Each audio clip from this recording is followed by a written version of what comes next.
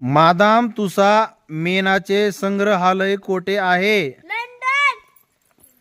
भिंगाची शक्ती मोजण्याचे एकक कोणते? डायोप्टर. द्राक्षे फळांसाठी प्रसिद्ध जिल्हा कोणता? नाशिक.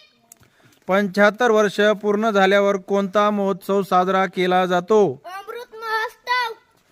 मोहम्मदन अँग्लो ओरिएंटल कॉलेजची स्थापना कोणी केली? सर सय्यद अहमद खान. भारतातील सर्वात मोठे वाळवंट कोणते? थरचे वाळवंट. समुद्रातल्या जहाजांची गती कोणत्या एककाद्वारे मोजली जाते? नॉट.